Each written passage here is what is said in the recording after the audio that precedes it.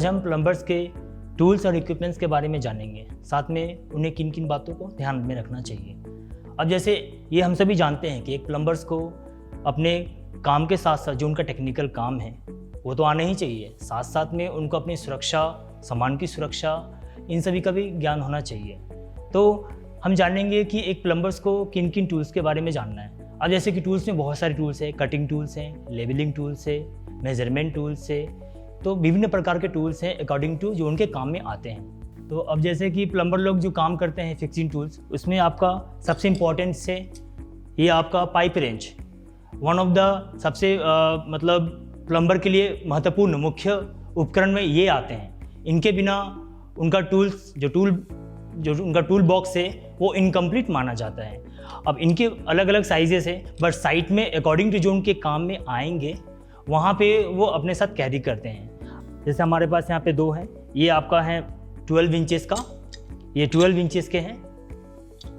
इनका इस्तेमाल normally plumber GI यानी कि गैल्वेनाइज्ड आयरन पाइप उनको कसने के लिए इनका इस्तेमाल करते हैं। अब जीआई ही क्यों, अदर पाइप क्यों नहीं? क्योंकि जीआई का जो पाइप है उस पर हम इनके ऊपर देख रहे हैं ये जॉ है कुछ, ये जॉ से क्या होता है कि अगर आप इसको प्लास्टिक में इस्तेमाल करेंगे तो इसमें दरारें आ जाएंगी, दाग पड़ जाएगा। जीआई लोहा का पाइप है तो इसलिए हम ओनली फॉर जीआई के लिए ही इसका इस्तेमाल करते हैं। अब इनमें जो ये देख रहे हैं जो गैप हो रहा है, ये गैप क्या है? ये पाइप के जो साइज है, जो आकार है, डायमीटर ऑफ पाइप, वो कितने साइज के पाइप से हम इसको खोल या कस सकते हैं। यहाँ पे हैं तकरीबन आपके आधा इंची से लेकर पौना इंची से लेकर आपका 1 इंची तक के पाइप को अगर आपको खोलना हो, कसना हो, उसके लिए आपको ये 12 इंची का पाइप रेंच इस्तेमाल करना पड़ेगा। उसके बाद आता है इससे थोड़ा छोटा है, ये है आपका 8 इंची का पाइप। इसके लिए भी सेम इस्तेमाल है, जीआई के फिटिंग के लिए करेंगे। बाकी वही है कि जो साइज़ है और छोटे साइज़ में भी इसका इस्तेमाल हम कर सकते हैं। जैसे इसमें शुरुआत था आपका आधा इंची, इसमें आपका आधा से भी जो कम होता है 1/4 ऑफ इंच उसका, यानी कि 1.25 इंची, 1.25 इंची in the sense not 1 and 1.25 inch in the sense आधा का जो आधा होता है वो, तो उसको खोलने और कसने के लिए हम इस पाइप का इस्तेमाल कर सकते हैं। आधा इंची 1.25 से लेके आधा, पौना और 1 इंची तक का पाइप के लिए भी इसका इस्तेमाल हम कर सकते हैं। पाइप रेंज की बात एक आता है आपका स्लाइड रेंज।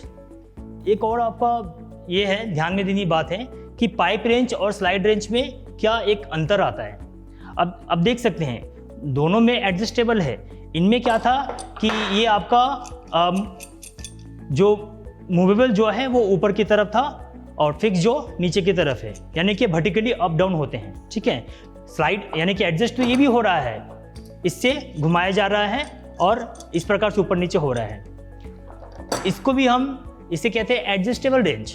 अब इसमें क्या है कि इससे भी हम एडजस्ट कर सकते हैं, जो भी हमें बेसिकली क्या होता है कि इसको हम नट बोल्ट को खोलने कसने के लिए इसका इस्तेमाल हम लोग करते हैं, जिसे हम, इसका नाम है स्लाइड रेंज।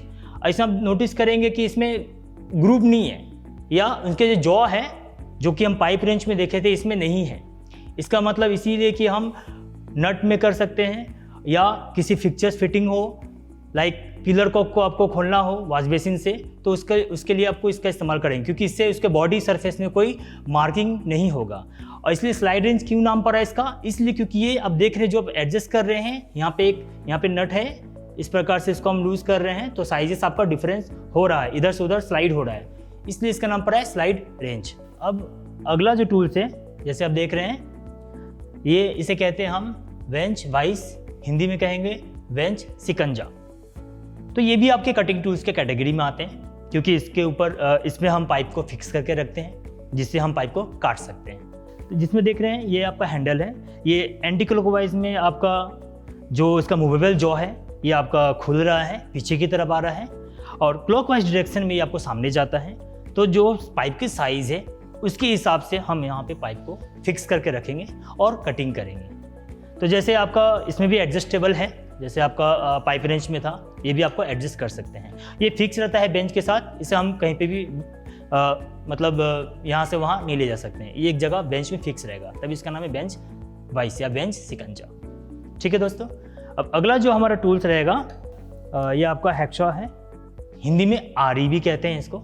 अब आरी अलग अलग प्रकार के होते हैं, कटिंग टूल्स में आते हैं। प्लम्बर के लिए नॉर्मली हम यही आरी इस्तेमाल करते हैं। आपने नोटिस किया होगा कारपेंटर वालों के पास, उनमें क्या होता है कि ब्लेड परमानेंट फिक्स रहते हैं। इसमें क्या कि हम ब्लेड को चेंज कर सकते हैं। अगर ब्लेड आपका टूट जाता है या काफ़ी पुराना हो जाता है, गुड क्वालिटी नहीं रहता ब्लेड का, हम चेंज कर सकते हैं। तो इनके जो बॉडी है ये फ्रेम कहलाते हैं, ये आपका हैंडल है, ये ब्लेड है, इसको हम बोलते हैं बटरफ्लाई नट।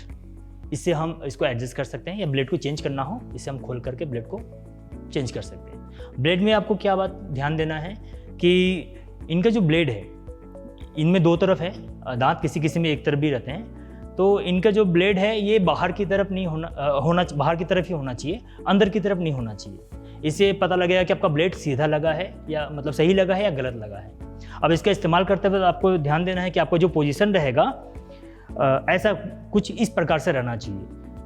आपका पाइप बाई से पाइप फिक्स रहेगा। मान लीजिए यहाँ पे आपको पाइप कटिंग कर रहे हैं, तो एक हाथ आपको ज़्यादा मतलब इसमें प्रेशर नहीं देना है, जस्ट सपोर्ट के लिए। दूसरा ये जो बाजू आपका 90 डिग्री में होना चाहिए और आपका बॉडी का पोजीशन कुछ ऐसा होना चाहिए, पैरों के बीच में थोड़ा गैप हो। और जब कटिंग करेंगे ध्यान दें कि ज़्यादा से ज़्यादा आपका ब्लेड का एरिया इस्तेमाल करें। एक ही छोटा सा जगह पे अगर ऐसे ऐसे कटिंग करेंगे तो टाइम भी लगेगा और पाइप का कटिंग ठीक से नहीं होगा। जितना ज़्यादा हो सके एरिया का इस्तेमाल कीजिए और पूरा पाइप को और सीधा रखिए। जो इसका पोजीशन है ज़्यादा इंक्लाइन मत रखिएगा, अपक्लाइन भी मत रखिएगा, सीधा रखने की कोशिश कीजिएगा। इससे पाइप आपका जल्दी कटेगा और सीधा कटेगा। नहीं तो कई बार हम देखते हैं ना कि पाइप टेढ़ा कट गया है। उन चीज़ों से बचने के लिए आपको थोड़ा सा पोजीशन और कटिंग मेथड ध्यान में रखना। अगला जो उपकरण या जो औजार है प्लम्बर का, वो है आपका ये basin wrench, wash basin wrench या बेसिन रेंच भी कह सकते हैं। तो जो बेसिन रेंच है आपका देख सकते हैं एडवांस बेसिन रेंच है। कई बार क्या होता है कि नॉर्मली हम लोग स्लाइड रेंच से भी ये आपका स्लाइड रेंच है। तो बेसिन रेंच का इस्तेमाल कहाँ करते हैं? जो आपका बेसिन है उनके जो नीचे फास्टनर लगे रहते हैं उस नट को खोलने के लिए, कसने के लिए इसका इस्तेमाल करते हैं। नॉर्मली खोलने के लिए करते हैं इसका इस्तेमाल।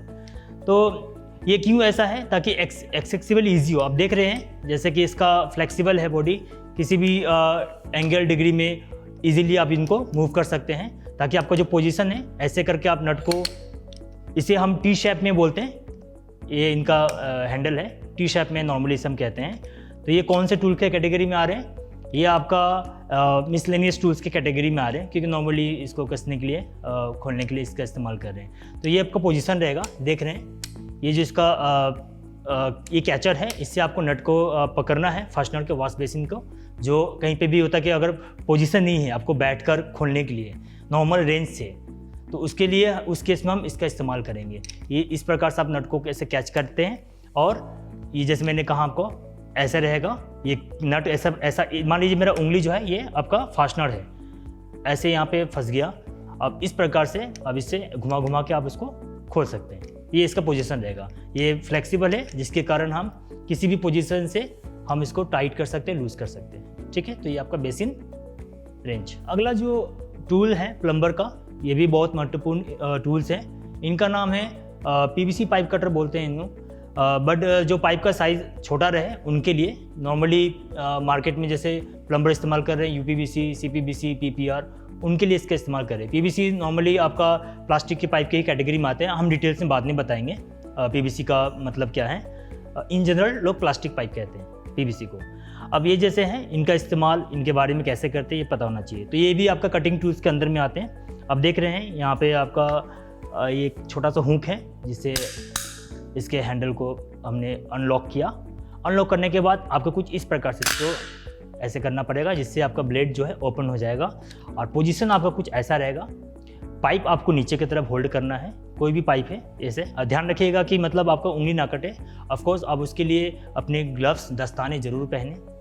जब भी आप कोई भी टूल्स औजार का इस्तेमाल कर रहे हैं, सभी से आप लोगों से रिक्वेस्ट है दोस्तों कि आप दस्ताने का इस्तेमाल ज़रूर करें। अब ये आपका पाइप फिक्स रहेगा। पाइप को आपको नीचे, ये पोजीशन नीचे की तरफ रखना है।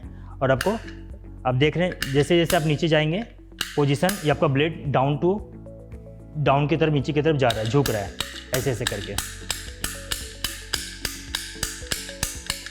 इस प्रकार से आपका पाइप कट जाएगा। अब इसका ये आया क्यों मार्केट में? हेक्सा से भी तो काम कर सकते थे, बट ये क्या है कि आप देख रहे हैं कि ये प्लेन है। ये जो आपको पाइप को काटेगा स्मूथली सीधा काटेगा। सीधा आपको पोजीशन सही रखना है, हिलाना नहीं है, तो पाइप को सीधा काटेगा, स्मूथ काटेगा। कोई बर या पाइप के जो टुकड़े होते हैं, हैक्सॉ से आरी से काटने में वो टुकड़े दिखते हैं, बट इनमें आपको वो परेशानी नहीं आएगी, पाइप को साफ करने की जरूरत नहीं पड़ेगी। तो इसके लिए ईजिली आराम से जल्दी से कट जाने के लिए हम इसका इस्तेमाल करते हैं एज ए कटिंग टूल्स। तो जैसे इनका मैंने कटिंग आपको बता दिया, पाइप नीचे रखना है, ऐसे करके काटना है। तो जब हम इसे यूज़ करने के बाद वापस पुनः इसको हम बंद कर देंगे जी। बंद करने के बाद अब देख रहे हो वापस जो इनके हुक हैं ये ऐसे करके वापस इनमें फंसा देंगे। अब ऐसा क्यों जरूरी है? अगर ऐसे मान लीजिए खुला रहे तो किसी जो ऐसे रखने से किसी को चोट लग सकता है। तो टूल्स का ये बहुत बेसिक सभी को ज्ञान होना चाहिए। प्लम्बर को कोई भी टूल्स अब जहाँ से उठा रहे हैं इस्तेमाल करने के बाद वहीं पे रखें, साफ़ करके रखें। अगर कोई जैसे कोई टूल्स है जैसे ये बंद हुआ है, खुल गया था, तो इसको वापस आप बंद करके हुक है फंसा कर रखें। इससे क्या होगा, आपको दुर्घटना को, एक्सीडेंट को रोक सकते हैं। क्योंकि एक प्लम्बर का मतलब सिर्फ टेक्निकली काम करना नहीं होता है। एक प्लम्बर का मतलब अपनी सुरक्षा के साथ साथ टूल की सुरक्षा और दूसरे की सुरक्षा के लिए भी ध्यान में देना होता है। तो अगला हमारा उपकरण है, ये आप देख रहे हैं, ये है आपका प्लम्बर टॉर्च। तो ये है आपका मंकी प्लायर। नॉर्मली इसका इस्तेमाल प्लम्बर, जैसे आपको सुना होगा अपने घर की टोंटी वगैरह, यानी कि जो टैप बोलते हैं नल का, उसे खोलने के लिए इसका इस्तेमाल करते हैं। जैसे पाइप रेंच हो गया, नॉर्मली क्या होता है कि जो पाइप रेंच है उसका इस्तेमाल जीआई की फिटिंग के लिए करते हैं, यानी कि वो हैवी वर्क माना जाता है। स्लाइड रेंच है नट बोल्ट या फिक्चर्स फिटिंग जिसमें दाग ना पड़े, क्योंकि इसमें जबड़ा नहीं होते, उसके लिए होता है। ये जो है ये उन दोनों के मध्य बोल सकते हैं, रफ यूज़ के लिए।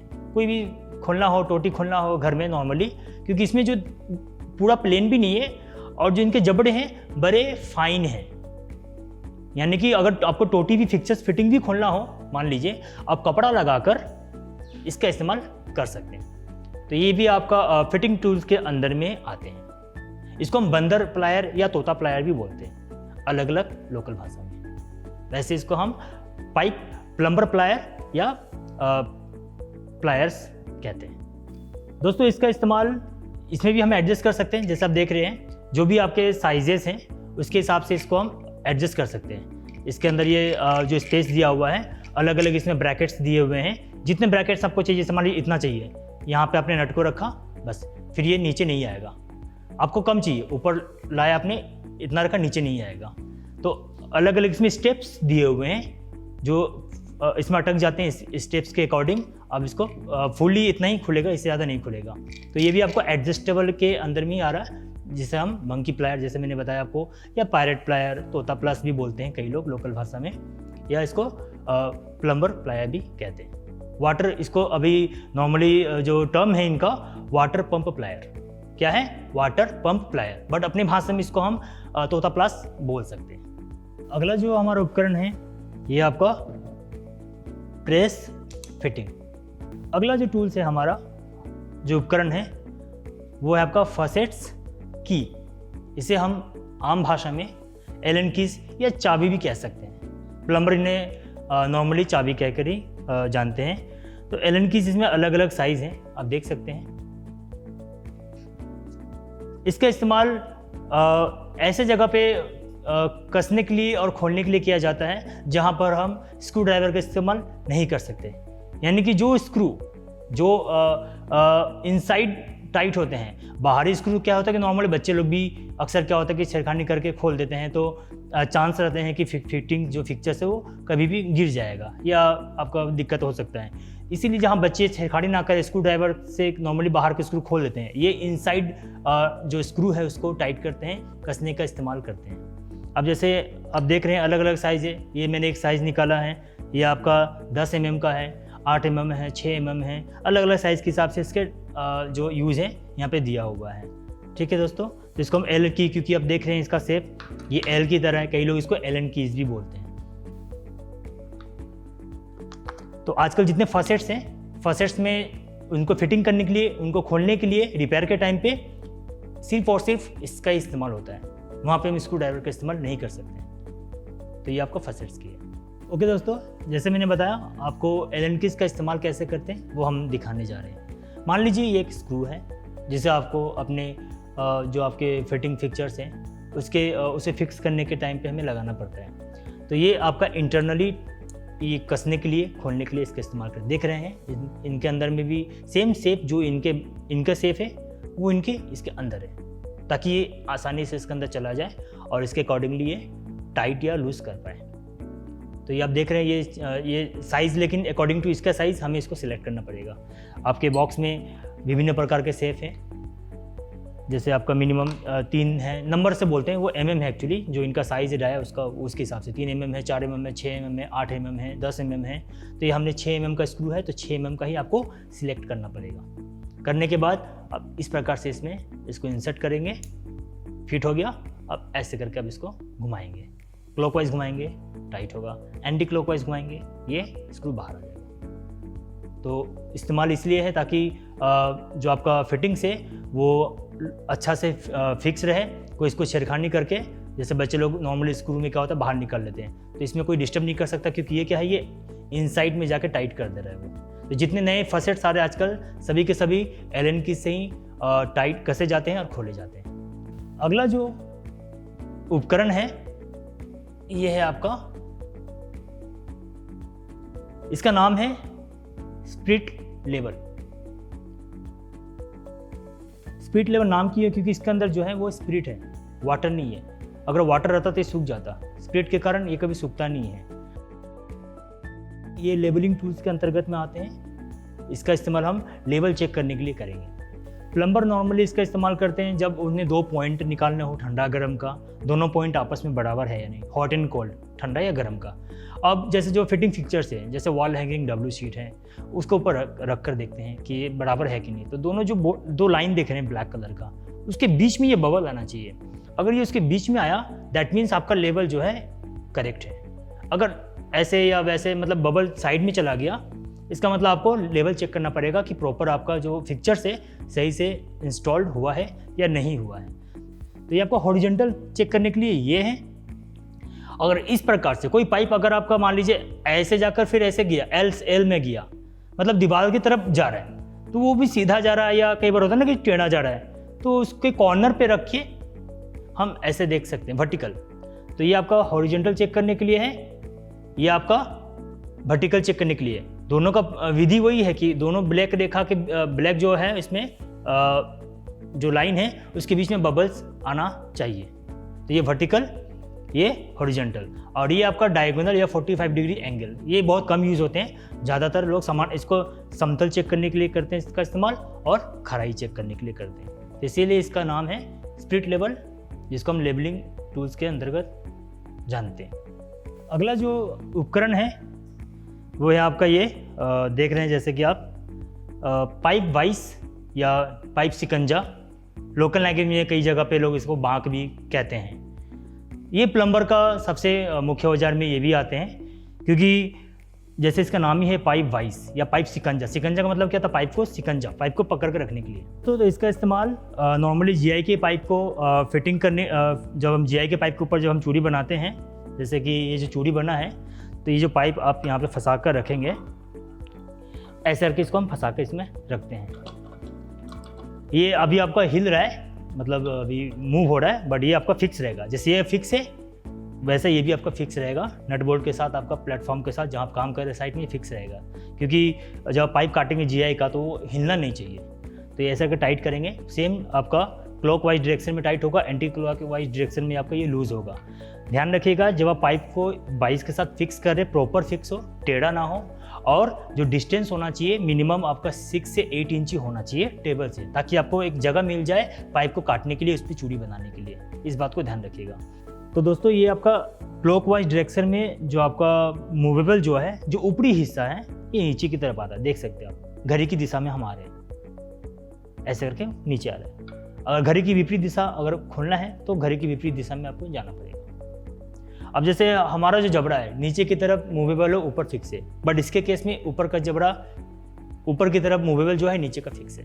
जो ऊपर का जो है ये आपका मूवेबल जो है, ये आपका फिक्स जो है, इसे हम कहते हैं पाइप सिकंजा। तो ये कटिंग टूल्स के अंदर में ही आते हैं। ये सबसे मुख्य औजार में से एक माना जाता है। जैसे पाइप रेंच है, पाइप रेंच के बाद कोई अगर मुख्य औजार है तो वो आपका पाइप सिकंजा, या इसे लोकल लैंग्वेज में बांक भी कहते हैं प्लम्बर। अगला जो उपकरण है हैमर और चीजल, हिंदी में कहेंगे हथौड़ा और छेनी। तो ये भी आपके कटिंग टूल्स के अंदर में आते हैं। प्लम्बर जब अपनी पाइपलाइन बिछाते हैं, जो कंसील्ड पाइपलाइन बिछाते हैं, उस समय उनको दीवार पर एक जीडी जिसको बोलते हैं, मतलब पाइप को बिठाने के लिए एक जगह बनानी पड़ती है। तो उसको कटिंग करने के लिए हम इसका इस्तेमाल करते हैं, छेनी और हथौड़े का। यहाँ पे आप जो देख रहे हैं ये साइज़ में कम है, और इनका जो साइज़ होना चाहिए हथौड़ा का थोड़ा बड़ा होता है, हैवी होता है, जिसका वजन होता है आपका 800 ग्राम से 1 केजी का होता है। ठीक है, 1000 ग्राम तक होता है, क्योंकि अगर इतने हल्के से करेंगे तो झिरी काटने में उनको समय लगेगा और खामखा मेहनत करना पड़ेगा। तो उसके हिसाब से छेनी का इस्तेमाल करेंगे। तो ये आपका फ्लैट छेनी है। ये आपको जो दिख रहे हैं ये आपका बॉल पिन हैमर है, बट इसके जगह पर जब छेनी और जब झिरी काटेंगे प्लम्बर, तो उस समय स्लैज हैमर दोनों तरफ प्लेन रहता है, जैसे ये दिख रहा है ना, स्लैज दोनों तरफ रहेगा। तो ये आपके कटिंग टूल्स में आते हैं। ये भी बहुत इंपॉर्टेंट टूल्स है प्लम्बर के लिए, जिसका इस्तेमाल आना चाहिए। अब अगला जो हमारा टूल्स है वो है आपका ट्यूब कटर। ये भी आपके कटिंग टूल्स के अंदर में ही आते हैं। ट्यूब कटर ये छोटा साइज है, इसी की तरह एक बड़ा होता है आपका, ये दिखने में सेम आपका ट्यूब कटर की तरह है, जैसे आपका ट्यूब कटर है छोटे में, ये बड़ा में, तो दोनों में सेम है फंक्शन काम करने का। इसमें एक व्हील है, इसलिए इसको हम व्हील पाइप कटर भी कह सकते हैं। तो इसका इस्तेमाल कैसे करना है, पाइप वाइज में, पाइप सिकंजा में आपने ट्यूब को फंसा कर रखा है, उसके बाद वहाँ पे आपने जगह बनाया, ये लूज एंड टाइट के लिए यहाँ पे इसका दिया हुआ है, जो बोल्ट है इसका ये लूज टाइट हो रहा है विद द हेल्प ऑफ इसके सहायता से जगह बनाया आपने। यहाँ पे जो व्हील है वो ब्लेड, इसको व्हील जो है वो ब्लेड है, पाइप को वही काटेगा। इंसर्ट किया ट्यूब को आपने टाइट करा, टाइट करने के बाद में इसको आपको इस डायरेक्शन में आपको घुमाना है, ऐसे करके राउंड मारना है। फिर जैसे जैसे पाइप को काटेगा फिर आपको टाइट करना है, फिर आपको एक चक्कर मारना है। इस प्रकार से आपको ट्यूब को क्या करेगा कि पूरा परफेक्टली स्ट्रेट सीधा काटेगा, वर्टिकली काटेगा, कोई मतलब स्लाइड वे नहीं कटेगा, तभी इसका इस्तेमाल किया जाता है, यही कारण है। अदरवाइज हम जैसे इससे भी काट सकते हैं पाइप को, इससे भी, ये भी आपका पीवीसी पाइप कटर है, CPVC, PPR, जितने प्लास्टिक के पाइप से अलग अलग, उसको हम काट सकते हैं। छोटे डाई के पाइप को, 1 इंच तक के पाइप को हम काट सकते हैं। तो इसके लिए हम इसका इस्तेमाल कर रहे हैं। ये भी पाइप को स्ट्रेट काट रहा है, बट इसमें थोड़ा सा बैलेंस अगर आपका बिगड़ जाता है तो स्लाइड वे कट जाता है। बट इसके केस में क्या है, आपका हैंड अगर मूव भी हो रहा है वो कोई फर्क नहीं पड़ेगा, क्योंकि ये ऑलरेडी फिक्स्ड है, आपको सिर्फ टाइट करना है, घुमाना है, तो ये स्ट्रेट कटेगा। इसका वो उद्देश्य है इसका व्हील पाइप कटर या ट्यूब कटर। ट्यूब इसलिए क्योंकि ये छोटे डाई पाइप को काट रहा है, 1/2 इंच से कम के। जो बैक साइड में ये फैसिलिटी दिया हुआ, अक्सर कई बार हम देखते हैं कि बहुत सारे अपने घरों में भी ऐसे सामान होते हैं जिनका कुछ उद्देश्य होता है, पता नहीं रहता। अब जैसे मान लीजिए कोई ट्यूब को हमें अगर उसको छेद करना होता है ट्यूब से कुछ निकालने के लिए, तो हम पिन का इस्तेमाल करते हैं, बट नहीं, उसके ढक्कन के ही अंदर में होता है, बस उसको हटा के टाइट कर देते तो हो जाता है। उसी प्रकार से इसमें ये फैसिलिटी दिया हुआ है, जब हम पाइप को काट रहे हैं तो उसके बर को साफ करने के लिए इसके पीछे दिया हुआ है। आपको अलग से फाइलिंग की या अंदर फाइल करके पाइप को साफ करने की जरूरत नहीं है। बर या उसका जो ग्रूव है, ग्रूव का एक माइनर डिग्री में ग्रूव कटिंग होता है इंटरनली। काइटेक वगैरह पाइप, कुछ ऐसे पाइप है जिसमें आपको ग्रूव कटिंग करना पड़ता है। क्लीनिंग भी हो गया और उसका ग्रूव कटिंग भी हो गया है। ये ग्रूव कटिंग क्यों करते हैं, जब आप ज्वाइंट कर रहे हैं पाइप को सॉकेट के साथ, तो वहाँ पे क्या होता है, जो सॉल्वेंट है वो प्रॉपर उस जॉइंट के अंदर फील होता है, जिसके लिए ये जगह बनाता है वो, तो ये ग्रूव कटिंग आपका होता है। ठीक है, अब आते हैं, ये भी व्हील कटर है, वो ट्यूब है, क्योंकि पाइप का जो साइज है उसमें 1/2 इंच से कम है। ये 1/2 इंच तक से शुरू होता है, इसमें हम GI के नॉर्मली पाइप को काटना हो। आप देख रहे हैं डिजाइन सेम है उसकी तरह है। ये आपका व्हील है और ये नीचे में आपका ये इसका प्लेटफॉर्म है, पाइप ऐसे ही रखा रहेगा। इस पोजीशन में हम पाइप को रखेंगे, वाइस के साथ पाइप जब आएंगे, ऐसे हम इस प्रकार से इस हैंडल से लूज करके जगह बनाते हैं, पाइप को होल्ड करते हैं, पाइप ऐसे होल्ड रहेगा। जब टाइट कर देंगे हम, टाइट करने के बाद आपको इसको भी सेम वे में एक रोटेशन मारना है, राउंड करना है। फिर उसके बाद देखिएगा कि अंदर डीप डेप्थ में जा रहा कटिंग हो रहा है, फिर टाइट करना है। फिर टाइट करने के बाद फिर एक और राउंड आपको ऐसे करके इसको घुमाना है। इस प्रकार से आपका पाइप GI का कट जाएगा। एल्स इसके अलावा आप हेक्सा का, ऑफकोर्स हम आरी का भी इस्तेमाल करते हैं GI के पाइप को काटने के लिए, बट उसमें आपको बर निकलेगा, फाइलिंग करना पड़ेगा। इससे कटिंग करेंगे तो आपका बर नहीं निकलेगा, पाइप प्लेन कट जाएगा। अगला जो हमारा उपकरण है पाइप थ्रेडर, ये इनका हैंडल है।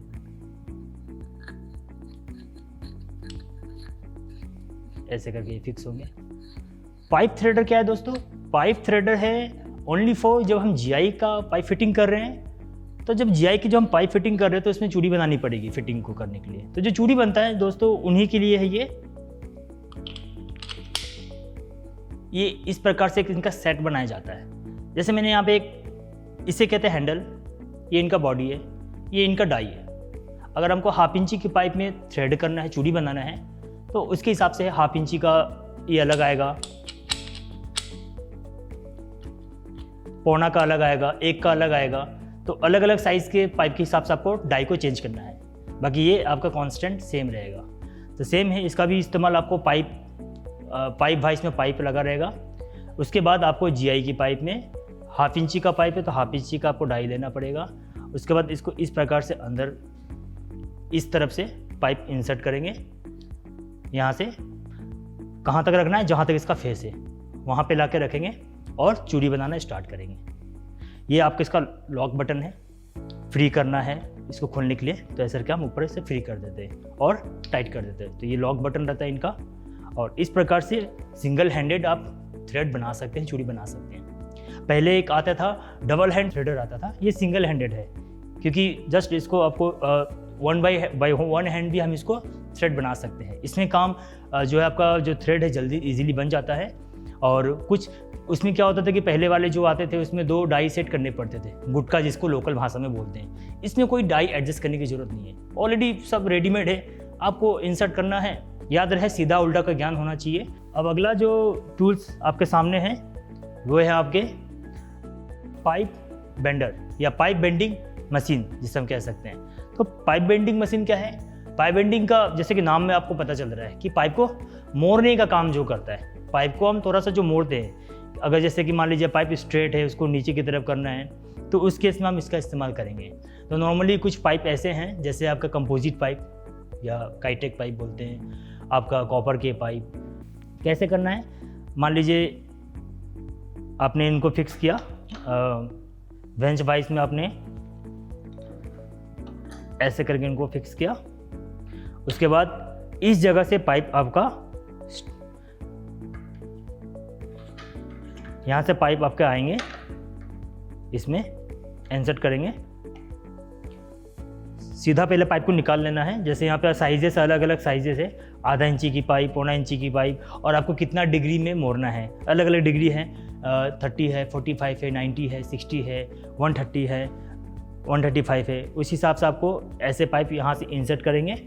और ये आपका हैंडल हो गया, ये आपका बॉडी हो गया, और यहाँ से पाइप इंसर्ट करेंगे। ये आपका सपोर्टिव ये हो गया पाइप को जो कि पीछे से सपोर्ट करेंगे।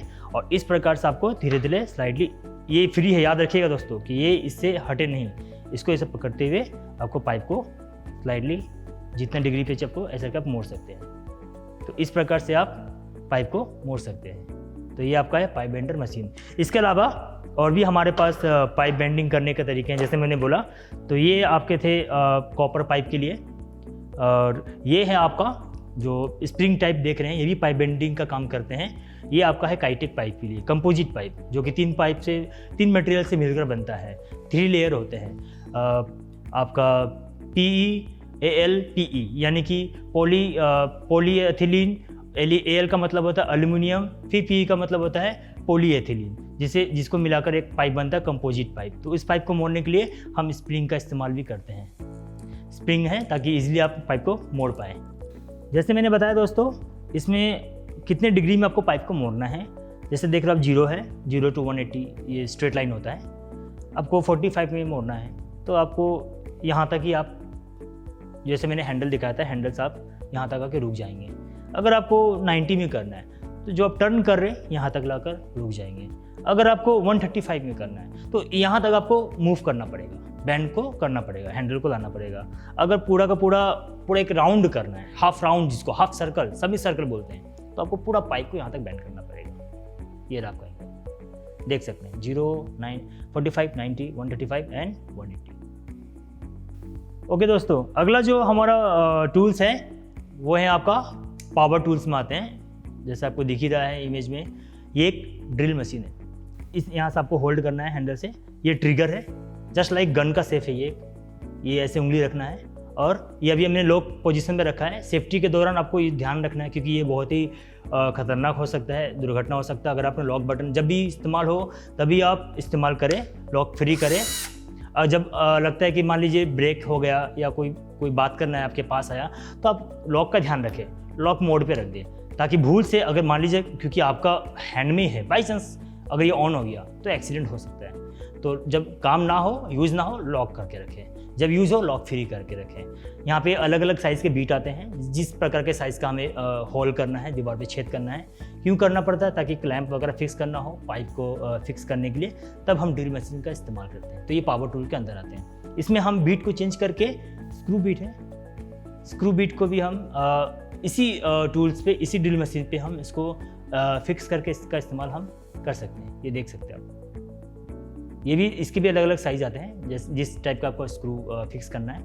इसमें क्या है कि स्क्रू भी आपका with the help of same, क्योंकि ड्रिल मशीन का काम क्या होता है, ये इस रोटेशन में वो ड्रिल करता है या स्क्रू को भी वो अंदर टाइट करेगा, फंक्शन वही है। तो 2 in 1 हम इसका यूज़ कर सकते हैं। अगला जो उपकरण है आप सबके सामने, ये रहा हाइड्रोलिक प्रेशर टेस्ट मशीन है।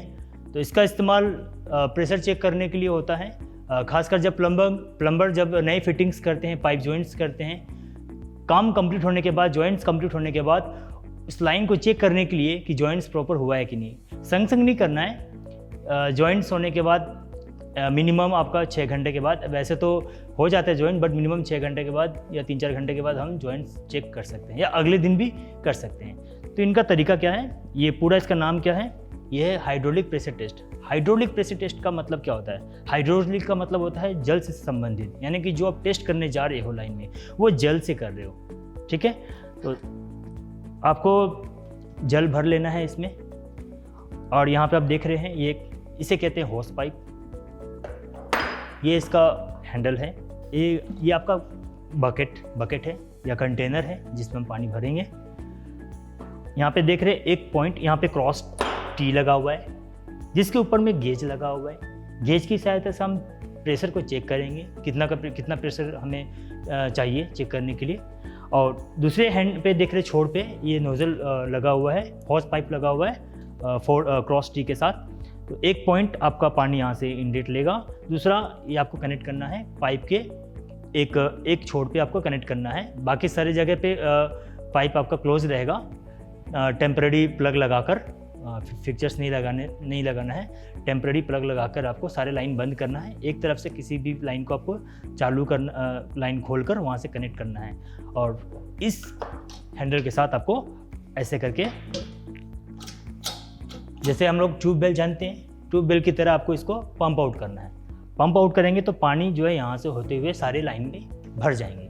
भर जाने के बाद गेज में आपको रीडिंग करना है कि जैसे कि गेज जैसे हम पंप आउट करेंगे तो गेज का ये जो नीडल है ये ऊपर की तरफ जाएगा। तो नॉर्मली जो है आप देख रहे हो 0 से 0 है, 50 है, 100 है, 150 है, बट साधारणतः हमें चेक करने के लिए 30 PSI यानी कि 30 पर स्क्वायर इंच। उसके बाद आप क्लोज कर देना है, निकाल कर लाइन को। इसे नहीं निकालेंगे, एज इट इज़ रहेगा। 6 घंटे मिनिमम आपको रुकना पड़ेगा ये फिल करने के बाद, या अगले दिन भी कर सकते हैं तो ज़्यादा बेहतर है। मिनिमम 6 आवर्स आपको लाइन में फिल करने के बाद छोड़ना है। 6 घंटे बाद आके देखना है कि अगर नीडल आपका डाउन हो रहा है, जो आपका गेज जहाँ पे था 30 PSI में था, 30 kg तक जब आपका गेज गया था, अगर नीचे है इसका मतलब कहीं ना कहीं पानी पास हो रहा है जॉइंट से, तब जाकर लीकेज है, तो पता चल जाता है लीकेज है। अगर नीडल एज इट इज़ जहाँ का वहाँ है, इसका मतलब जॉइंट्स परफेक्ट है, कहीं भी लीकेज नहीं हुआ है। तो इस प्रकार से आप पाइप में लीकेज को चेक कर सकते हैं। ये बहुत ही इंपॉर्टेंट है, प्लम्बर को इसका इस्तेमाल अवश्य आना चाहिए, जिससे वो अपने काम को परफेक्टली कर पाए, उनका जॉइंट सही है यानी वो पता लगा पाए। अगला जो हमारे पास आइटम्स है प्लम्बर का, वो है आपका प्लम्बर पुट्टी।